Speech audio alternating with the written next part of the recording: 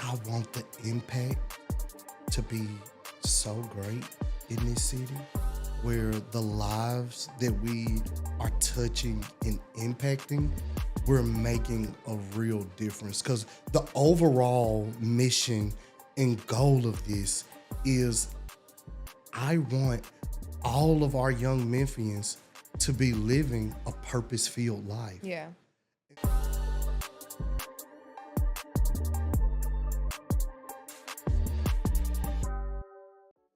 What's up, everyone, and welcome to Cheers to That. I'm your host, Faith King, and this is the space where we talk about faith, purpose, and the journey behind the wins. Look, I am so excited about this conversation because we're talking to someone who has spent years pouring into the city of Memphis and proving that just one idea can grow into something much bigger than you ever imagined. He's a community leader, a mentor, a speaker, a life coach, a consultant, and the founder and executive director of the Dreams Foundation. This is a nonprofit that spent years investing in young people and families across the city of Memphis. What started as just an idea and a passion for serving others has grown into one of the city's most impactful community initiatives, touching thousands of lives through resources, mentorship, and opportunity. And what I admire most about this guy isn't what he's building, it's actually how he's building it. Look, I don't think he ever sleeps, and I definitely know he does not stop until the job is done. He's someone who loves Memphis. He believes in this city and he works every single day to make it better. And beyond all of that, I am so proud to call him a friend. Keenan Lowery, welcome to Cheers to That. Hey, thank you for having me. I appreciate you. Of course, thank you for being here. You are my second guest, and you Let's know go. that was on purpose. I met you 2 falls ago, so not last fall, but the last fall before that. And you have been such an inspiration to me. From the moment we met, we became friends like that. Instantly. I think because of busy schedules, we were only able to see each other maybe 3 times Yeah. in 2025. And in 2026, we said, you know what, we are being intentional about the time we spend together. We get on that calendar. We now. get on the calendar and we do our check-ins. Are you breathing? Are you drinking water? Are you sleeping? And are you eating? Exactly, because you know, we are both people with purposes. We are both people with big dreams, and so we know how that catches up. And that is exactly why I wanted you on the show. Yes.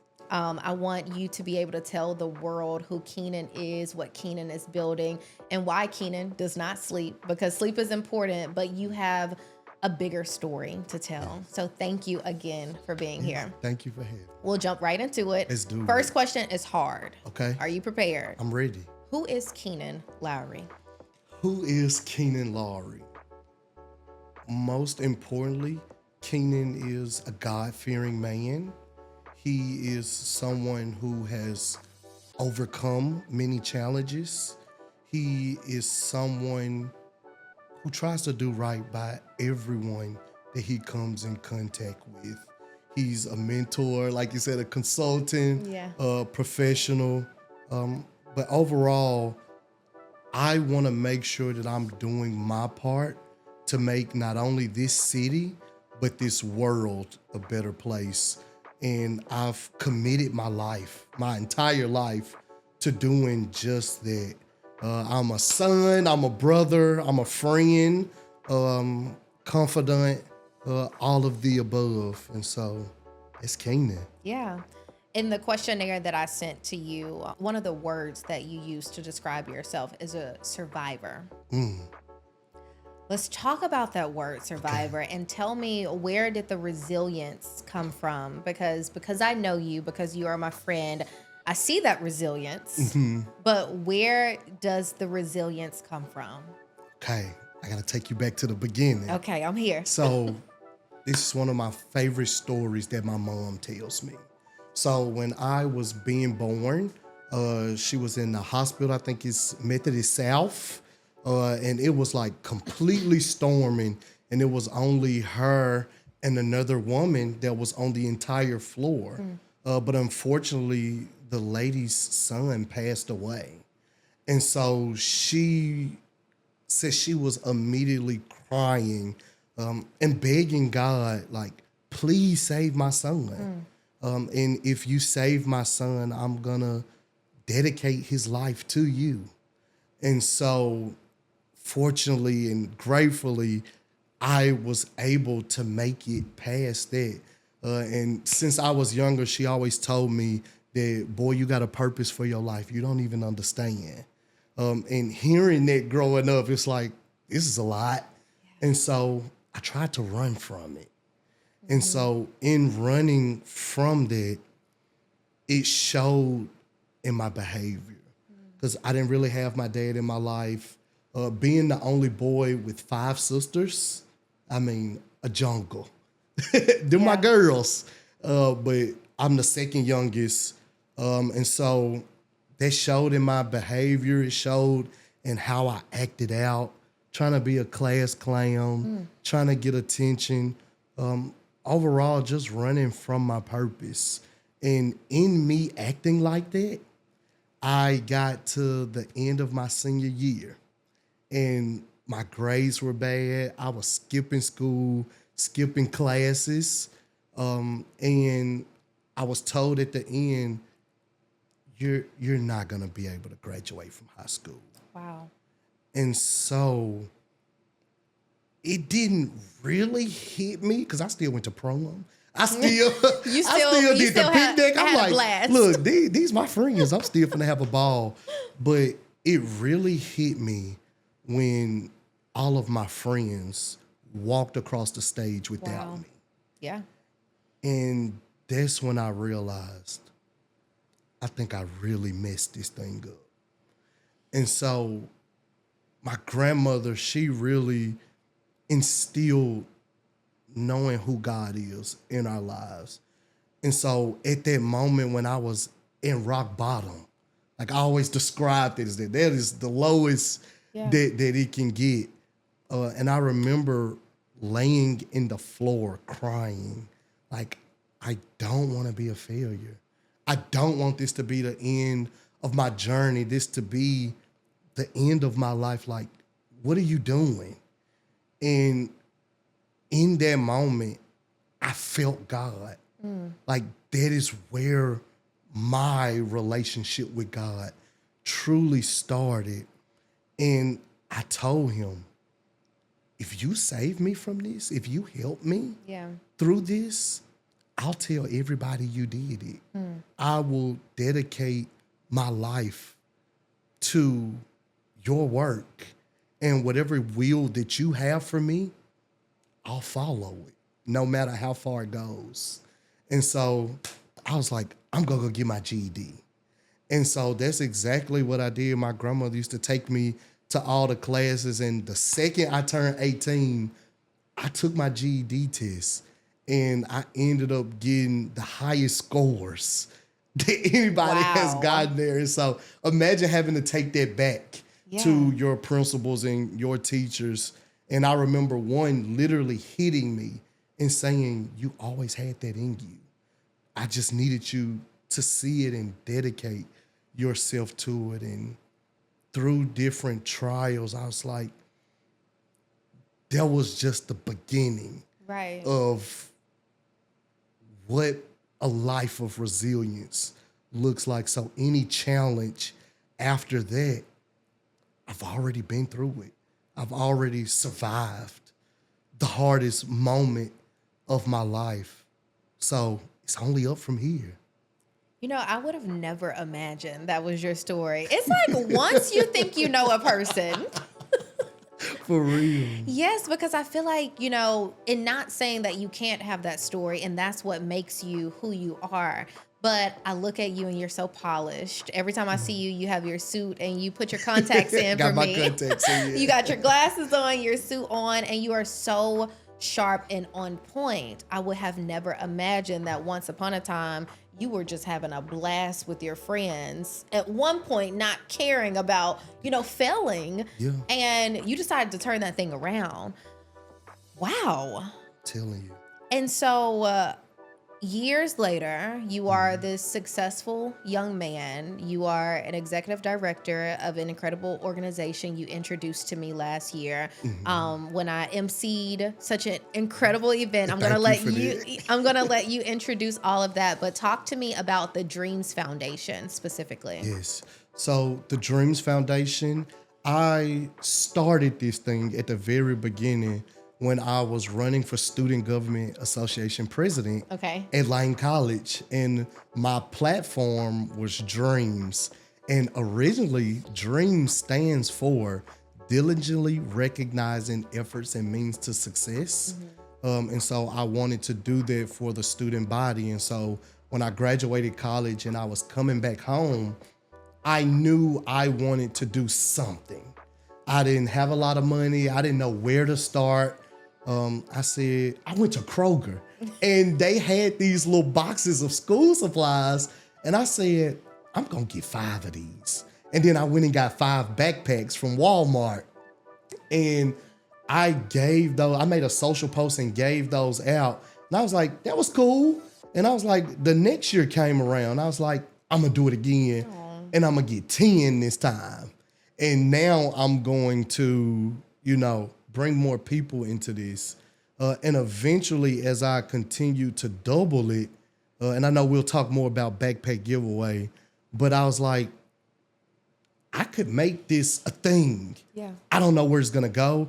I don't know what this is going to be, but let's call it the Dreams Foundation. I was like, that sounds cool. I was working in nonprofit. I was like, I'm going to call it that. Right. And so as it continued to build, I saw a bigger need.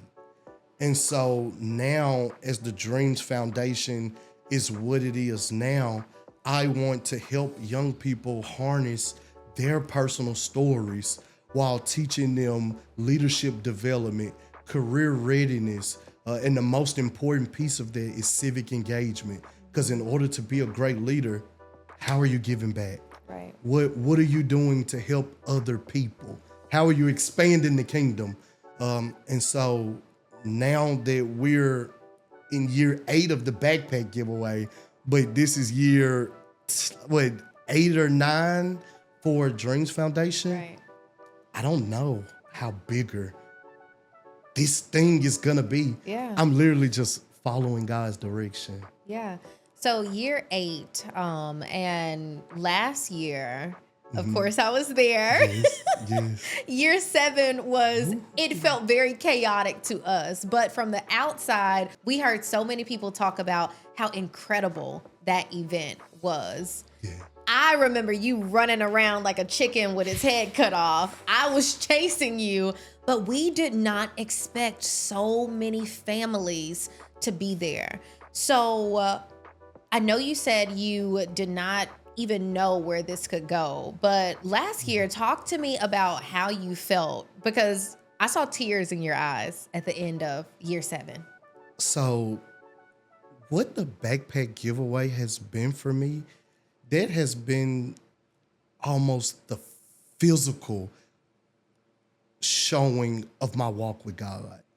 Each year has been a different experience for me.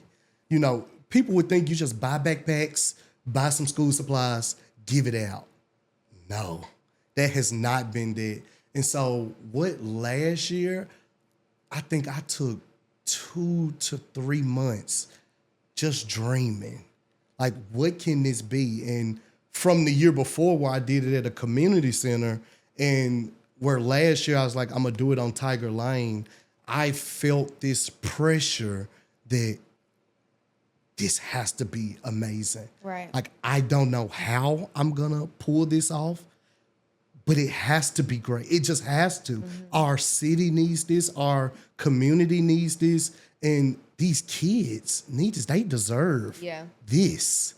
And so the journey through that, my God, the trials. I'm gonna tell you one story. So I had someone who was gonna be donating all the backpacks. Right. But the week of the event, they weren't able to do that. Yeah. And the crushing pain in my chest that I felt, because I thought I was gonna have to cancel it. And I literally probably found out Friday, and Saturday I had a volunteer meeting. I was like, I'm just still gonna do it. I'm gonna do the meeting. I didn't tell anyone yet. It wasn't until probably that Sunday-ish, Monday, that I was like, okay, I have to figure it out. Right. God, I'm going to keep following you. I don't know why you're making me continue to do it, but I'm going to go ask some people. And people literally answered the call. And like throughout this whole journey of this event, I literally will go to God and say, this is what I need. I don't know how you're going to do it. And then a conversation comes. Then someone comes and say, I'll help you with this. And we were able to give out, about 1,500 backpacks? Yeah. And we ended up getting another donation after where we did a part 2. But I remember at the end of that event, I just broke down because I'm like, people don't know the backside of that. Yeah, I was going to say, so what was that? Was that like oh, I did it? Or what were the tears? God, you did it. Because I knew it wasn't me. Yeah. Like literally, how everything came together. Because I've never did anything at that scale before. Right. And I was terrified throughout the whole thing. People wouldn't even know how scared I was. Yeah. And like having to face not only the fear within myself, but the fear of, what if this isn't good? What if it doesn't work out?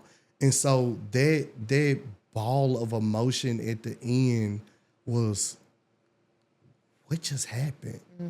Like I literally don't even know what just happened. And it took me weeks to really recover. Oh my God, I had to emotionally recover, mentally recover. But I was like, my God. Yeah.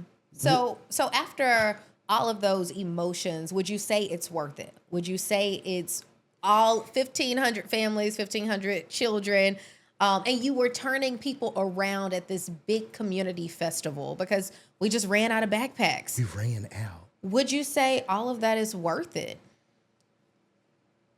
When I walk through and I see the kids' faces and the parents' faces when students are at the jump houses or they're getting food or some are getting haircuts to start the school year, it's all worth it. And I will do it every single year.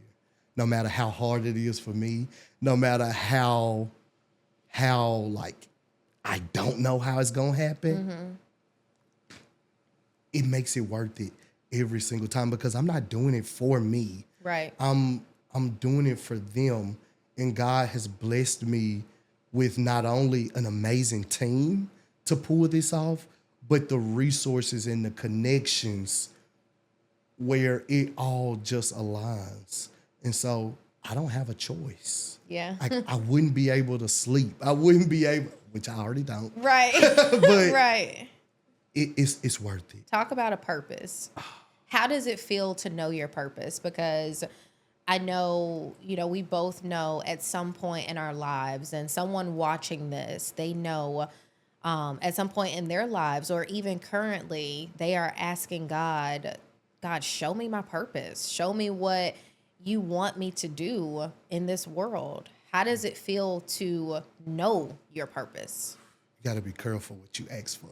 Yeah. Because when you ask him to show you and he shows you, there's a responsibility that comes with it. And I think how y'all mess with me that I don't sleep, it's not that I can't.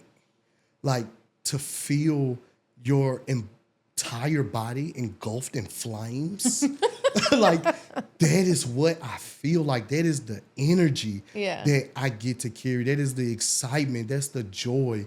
That's the peace that you get to have when you're walking in your purpose, and it's not easy. Yeah. So not necessarily hot, painful flames, but flames of happiness and flames of peace and flames of fulfillment. Fulfillment. That's the word. Yeah. I feel fulfilled that because there's so many people who can go their entire lives and not find out what their purpose is. Right.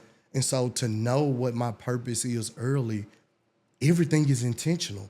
I know exactly why I'm doing absolutely everything that I do. That's awesome. Every relationship, every schedule that I build, every time I'm waking up or going to bed, everything has a reason and a purpose in that, in fulfilling that purpose.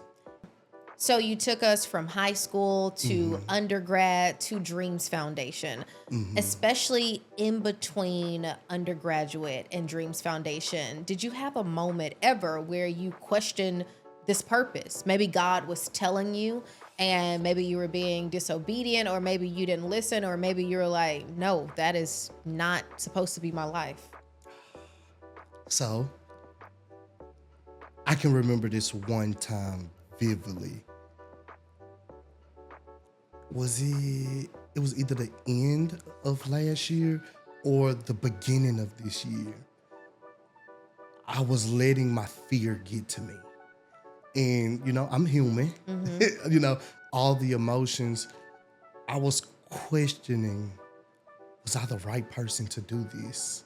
Like, why me? Why are you having me do this? I was feeling overwhelmed. I was feeling disorganized. And I just wasn't in a good place. And I felt like, God, you aren't showing me signs. Right. Like, tell me right now. Like, am I the person? And so on the side, I do public speaking. And in those speeches, what they do for me is they heal me each time I do those. And so in writing this one speech in particular, I remember crying again. And every time I wrote, because I felt I was giving my soul to this speech in a different way. Yeah. Because if I'm going to be telling young people and telling other people how good God is and how you can find your purpose and you can do this, you can make it, I have to be living that. And so I felt I got my answer in that I am on the right track. Right. I am doing the right things. I am exactly where I need to be. And I guess it was just, in life, you're going to have these in-betweens, in between your blessings, or in between of, I don't know what's next. Right. And so it was when I surrendered truly to God that I was able to feel that, but I questioned it bad. Yeah. Like, for real. Yeah. And so now I'm in a much better place. And now I know that I'm supposed to be doing this on a completely different level, and it's go time. It's go time. So what season of this life would you say you're in? It could be it's go time season. What season are you in? This season, I feel this is the season where God is showing me that it was all worth it. Yeah. That every sacrifice, every heartbreak, every failure, every lesson learned, I did that for a reason. And being where I'm at now, and I'm looking back at the whole thing, I needed to go through all of those things. And so now I'm on a completely different level of hunger, a completely different level of obedience with my faith and with my works. And to be in a place where you are fully submerged and surrendering to His will, there's no telling where this thing is gonna go. In every aspect, I feel like every aspect of my life is aligning. And I think Good. I love that. that is where true peace and happiness comes in. And I am truly at peace, and I am truly happy right now. Yeah. And so this season, beast mode. Cheers to that. Cheers to that. It's beast mode season. You know, I know your favorite drinks. Mhm. Tea and lemonade. So we mixed it together. What's it called? I forgot. The VIP. The VIP. I forgot. Is that a Memphis name? You know, I don't know, because when I go up north, they call it the Obama. Some places is the Alma Palmer. Mm-hmm. And so it's just different things. I say it differently every time. Okay, so let's switch things up a Okay. little bit. We are going into a segment called Quick Sips. So we just took our quick sip. Now it's rapid fire questions. Let's go. Don't take any time to think about it. I'm not gonna think. We're just going. I'm not going to think. Okay, you ready? All right. Favorite Memphis restaurant? Don't think. Sage. Okay. Public speaking or one-on-one conversations? Public speaking. Okay. What's one thing people would be surprised to learn about you? That I'm really an introvert and I'm shy. You would never know. I've perfected extrovertism, if that's a word. I just made it up on the spot, so we got to put it in the dictionary. It may be Did a it sound word. good? It sounded really Okay. good. Okay, we're going to come back to that one. London or Egypt? Egypt. Okay. One word. Oh, I asked you this. One word that describes this season. Clearly, I wanted to know that one. Favorite Memphis spot that doesn't get enough love? Central Station. That's my go-to. I love Central Station. That is a vibe. Okay, so someone who speaks on stages, someone who's always in front of crowds, hundreds of people at a time, someone who is always in front of, you know, big names and big people in this city, someone who can host community events, backpack giveaways where thousands of people go. You're shy. You're introverted. I am shy. That is so interesting. I'm telling you. Once you think you know a person. So how do you manage life like that? I have a balance. Okay. As much time as I spend in my extrovertism, my introvert gets just as much love. Okay. I go on walks. I listen to my motivational quotes, my videos on YouTube. I make sure that I pour back into myself. I'm really quiet a lot. Yeah. And a lot of people would literally never know that, because I understand the value of those things. And so if I'm in a room with these amazing people, I wish you would sit in that corner and not talk to them. Yeah. Or I still gotta muster up a look. Come on, King, you better go say do it. something. You can do it. You You can better do go it. say something. Just, hey, how you doing? I'm Keenan Lowery. What's your name? Yeah. And I've done it so many times where it feels so natural. Yeah. But I'm shy. Okay, so what's your icebreaker type of question or topic when you're meeting someone new? Let's go when I professional space and more casual space. Okay. Professional space. It's always the where do you work? What do you do? Okay. And then more personal. You gotta ask. What high school? I'm from the M. Oh, you are Memphis What high made. school you went to, or different restaurants. Like, what do you do Right. outside of here? And I think, like, especially now, since I do backpack giveaway so much, hey, do you volunteer? Do you like to, do you like to give back and stuff like that? I'm always weaving it into conversations. Okay. See, I care so much about the weather. I am like the Please. most basic. My icebreaker is always, so the weather's pretty nice out here. Huh? I would literally laugh out loud, because that is the most awkward question that you can ask. It's like, so how's the weather? Like, that's how I imagine me saying something about weather. So I always incorporate just like real life situations. Yeah. If it's raining outside, I'm like, whoo. It's raining out here, ain't it? Weather's real. Just hope we get some clouds today. That That's is really so how it be. funny. Yes. Okay. So backpack giveaway theme is day one ready. Mm-hmm. Okay, let's talk about that theme. Okay. So I take it back when I was younger.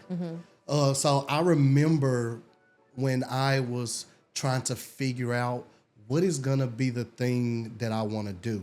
And so when I saw those boxes of school supplies at Kroger, I remembered when I was younger, and there were sometimes we didn't have everything. I got 5 sisters, and so Yeah. 6 of us, we didn't have everything that we needed. So sometimes we didn't go to school on the first day of school. Sometimes Wow. I remember not being at school the first week. Right. So everybody's going to school, and my grandmother and my aunt, they used to help us so much. And I just imagine like some people didn't have my grandma or my aunt. And I know what education did for me and how it literally saved me and helped me get to where I am now. And so I don't want that for any young Memphians. I do not want that.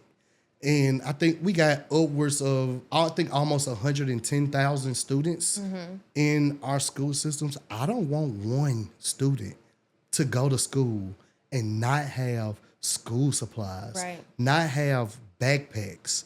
And I think there's a stat nationally, 1 in 4 students go to school without everything they need. So how are you going to think about how you're going to succeed in this classroom when I don't even have a backpack? These other kids got backpacks. Right. They got paper. They got pencils. You don't want to have to ask nobody for that. And so we're going to make sure these kids, as many as we can, are ready on day one. Yeah. So day one ready. Those 3 words mean so much to you. It's a lot deeper. It is. I love that. Thank you for sharing that. Talk to me about what you are hoping the next few years brings for the Dreams Foundation, for the Backpack and Community Festival, and we'll talk about specific dates and all of that for the upcoming festival. What are you hoping God does for the Dreams Foundation? I want the impact to be so great in this city where the lives that we are touching and impacting, we're making a real difference. Because the overall mission and goal of this is I want all of our young Memphians to be living a purpose-filled life. Yeah. And so the Dreams Foundation side of that is we build more programming to directly be able to be hands-on and inflicting that change. But backpack giveaway overall strategy is I want them to come here and see my community supports me. My city supports me. Look at these companies that are here. Look at these special guests that are here. Look at these young people, because one cool thing about the backpack giveaway is this entire initiative is planned and executed by young professionals in this city. Yeah. And that's so intentional because not only are we allowing them to use their God-given gift, because these are going to be the people in the C-suite in 10 years. So I got to think long term. And so we're building this pipeline. And it's so cool to already see that working where I get to come on this is your thing. Yeah. So I get to support your thing. Yeah. And we figure out, okay, what are their things? And so there's so many different layers to this event is. that like it's literally like an onion. So where on one side, I want students to go to school on day one and feel energized after this premier event that can happen in their city. That's not a concert. It's not but it's something about education. Like, Right. Y'all care that I get my education? Yeah. Let me look at this book. Let me see what Right. this about. And on the other end of that is building a community that cares and gives back. And if I get them started right now, when they get to 10 years and they are the CEOs and the presidents and the elected officials, Faith, it's time for backpack giveaway again. Right. And now I'm asking you for 5,000 backpacks. Yeah. I'm asking them for 5,000 backpacks. Now we're making this thing. Where can we go? I don't know. I'm just dreaming. Right. I think that is what I was so excited about last year when you brought me into the backpack giveaway and Dreams Foundation family. It was overwhelming to me. I remember waking up that morning, and I think I told you, I woke up that morning, I turned my gospel music on, and I was so tired that morning. And by the end of the afternoon when we finished, I was like on a high. Like I was so high off of just how much energy was brought to Tiger Lane and from the children and from the families, even the families we had to turn around. They were like grateful and thankful that this event was even happening. But one of the things that I enjoyed the most, all the young people that put that incredible, very large scale event together. These are people we see, within the city. We'll see them at Central Station when we're just, hanging out. We see them at different professional settings, but young people in Memphis, the city of Memphis, and I know this is your city, this is where you're from. I'm still fairly new to Memphis, less than 2 years of living in the city, but young people are running the city of Memphis. We are literally the next everything, CEOs, executive, Yes.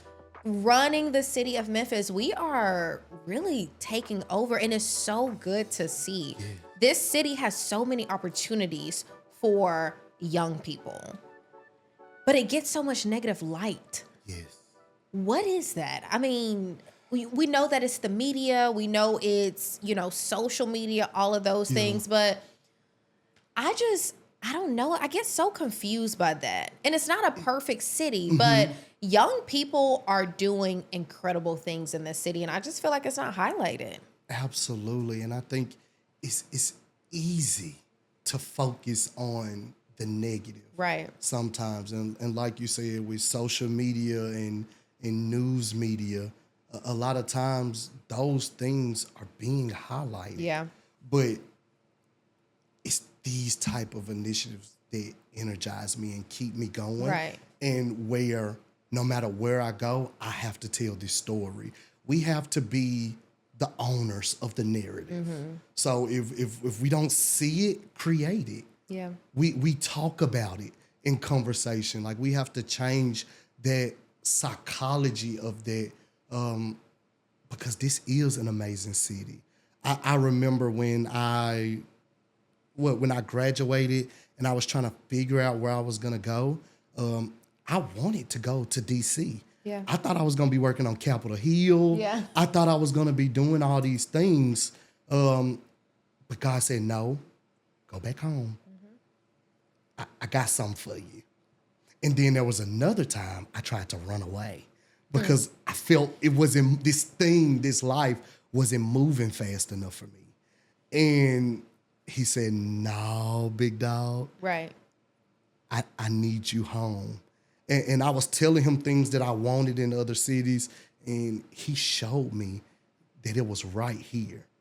And knowing our history of this city, the resilience, just what this city has, our culture. I can go anywhere in the world. I think I was in London and met another Memphian. I've been to Israel and met another Memphian. That's so cool. When I go to Chicago, they call me Memphis. When I go to DC, they, your accent. I'm like, what accent?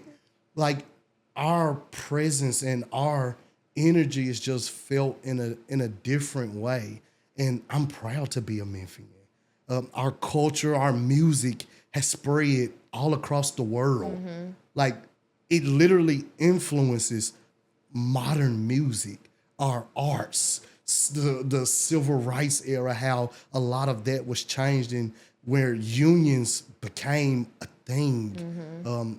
And so many issues have been solved right here.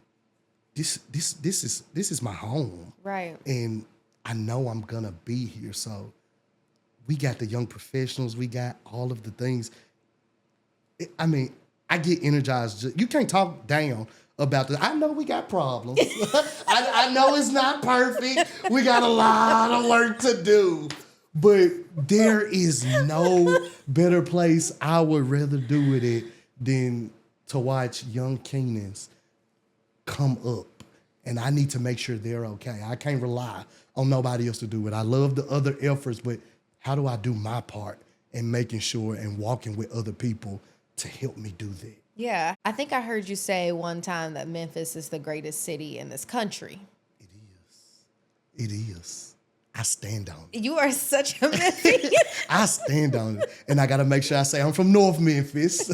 I'm a North Memphis baby. Memphis. Memphis. Nothing but Memphis. Everywhere we go, it's Memphis. Memphis, Tennessee, the beautiful land in the world. Nothing but Memphis. I love that. Okay. With you wanting really to just change the trajectory of, like you said, you want to see young Keenans just prosper. What do you want to say to the people who don't know their purpose and they are finding and seeking their purpose? The thing that I would say to young Memphians is no matter what part of the city you grew up in, no matter what has transpired in your life, no matter how hard things may be, no matter how much you think maybe I can't do this or I can only do this because of this, there are no limits. And you can do absolutely anything that you want to do. I've been around the world. There is something specifically special, not only about this city and every environment is not perfect. And there are a lot of challenges that many people grow up in. But this world needs them. They need their energy, their embedded resilience, their purpose. Yeah. And I would tell them that each of you all have a purpose. You were literally created to do something. And I would let them know that you're not alone in that walk. That there are people out there that are waiting to help you. All you have to do is take the first step. And a lot of times they don't know what that first step is. And I tell people, when you don't know what direction to go, build inward. Emotional intelligence, mental health. Go and make sure that your physical is good, whether you're going on walks or going to the gym. Try to find the positive and be optimistic and have the belief that you can. That's why I need you to start in the beginning. Yeah. Believe that you can. Yeah. Even when you can't see it. And so that's their side of it to the young people and to people who want to make a difference and don't know what that first step can look like. There's two different ways. One, figure out what you love or find a problem that you care about. You don't have to start big. Right. You can start so small that it's crazy. Like if you gave out one backpack, that means so much because you said, I care, I want to do something, and I did this thing. Go harder next time. It started with 5 backpacks. It started with 5 backpacks. Yes. And so on that other side, if you care about an issue, there are people in our city. I mean, Memphis is one of the most generous cities in the country. We have the most nonprofits per capita. Wow. And so there are people that are doing these things. Find somebody and say, hey, I want to help you. And if you need help, we do a backpack giveaway every year. And we making sure that we doing something. So there are ways to be involved. And that's how you live a fulfilling life, as we say it, by giving back. Because in doing it, you might mess around and figure out, okay, I know what project I want to do. Or this is the direction that my life should be going. And so it's kind of, so I know it was a loaded question. I gave loaded answers. Exactly. So, and that is what Cheers to That is all about. Come on, it's Cheers cheers to that. to that, Keenan. So before we wrap up, we do something called Toast of the Town. Okay. I want you to think of a person, a place, a thing, whatever comes to mind. What are we cheering to right now in this moment? We're cheersing to creating a better future and creating the future that we want to see. And we're okay with being delusional. Cheers to that. And before we wrap, year 8, it's the final countdown. It's coming. It's coming. What do people need to know? All right. On Saturday, July 25th, from 11 to 2:30 p.m., we are going to be giving out thousands of backpacks for the 8th annual Back to School Backpack Giveaway and Community Festival. There'll be backpacks, resources, jump houses. We want people to come and have fun while making an impact. We are going bigger and better this year. Hey, and the team, we ready. We ready. Beast mode. And it's day 1 ready. Day 1 ready. You know what? Keep going. I am so proud of you. We love the kids. We love Memphis, and your impact is making a difference. Thank you so much for being on Cheers to That. Yes, thank you for having me. I appreciate you. And cheers to that. Cheers. All right, friends, that's a wrap for this episode of Cheers to That with Faith King. I hope something from this conversation reminded you that whatever you're walking through, there's purpose in it. And remember, every win has a story. If this conversation resonated with you, share it with someone who needs it. And if you're someone with a story, a journey, or a testimony of your own, I'd love to hear from you. I'm Faith King. Cheers to that.